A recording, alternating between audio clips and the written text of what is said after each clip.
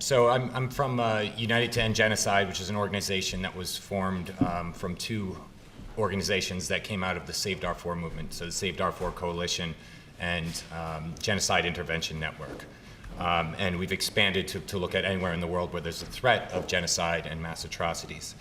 Now just recently, I traveled with the president of our organization, former US Congressman Tom Andrews, to Burma, and we came back with a report, and I have extra copies, so afterwards if people are interested. The title of the report, Marching to Genocide in Burma. Would you like to use the laptop there? Sure.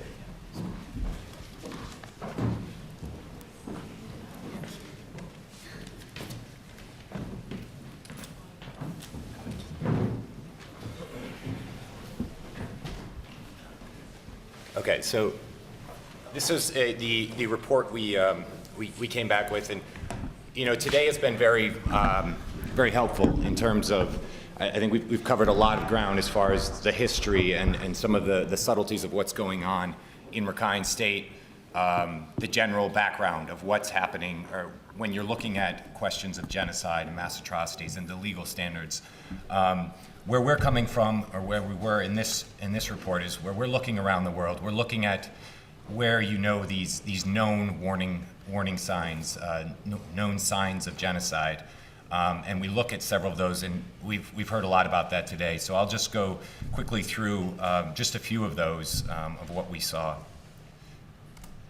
And these are all pictures just from last month. So I guess you can't see all of it, but just talking about us traveling, we went, spent almost a month all around Burma, including in the camps near Sitwe in Rakhine State, talking to the people in the camps, talking to international NGOs, government officials, civil society leaders, and some of the things that we found. There's clearly this campaign of hate that's going on. I think you all know the numbers at this point, but there's let me see if I can. There you go. There's this clearly all kinds of policies against the Rakhine people, against Muslims in general. We talked about the dehumanization and the propaganda that goes on. This was actually taken. This was near Miktila, which is another place where there's anti-Muslim violence.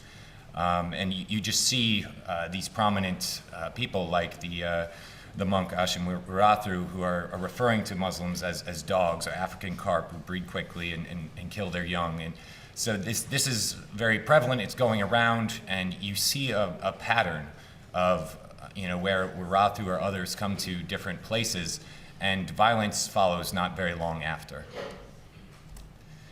The other part of this is you have the dehumanization, you have this organized pattern. You have the 969 stickers, and more recently the use of Buddhist flags to indicate in a slightly more subtle way of you should shop here at Buddhist shops and not at Muslim shops. So this is this is something that's not only happening in Rakhine but elsewhere against Muslims. But particularly in Rakhine, we see very severe restriction of rights based on identity.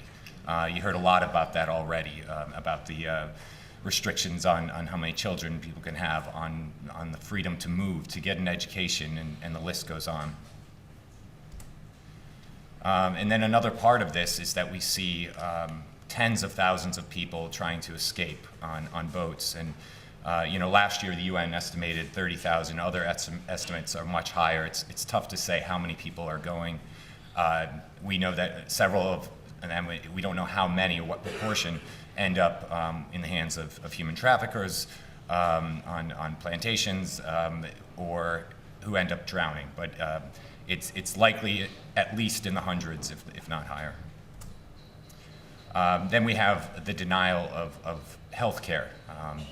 It was, I think Matt spoke earlier about the kicking out of Doctors Without Borders, and then this mob violence against other international NGOs who had to evacuate and haven't been able to come back in and to ramp up again. So this is, this is on a daily basis. This is causing unnecessary deaths.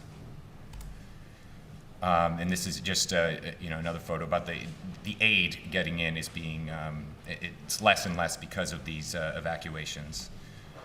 So there have been some very brave people in Burma who have spoken out. I believe the special rapporteur spoke about several monks that he met who are protecting Muslims and speaking out against this, but the incentives there are internally very little, and the blowback to people who are trying to speak out against this is very difficult.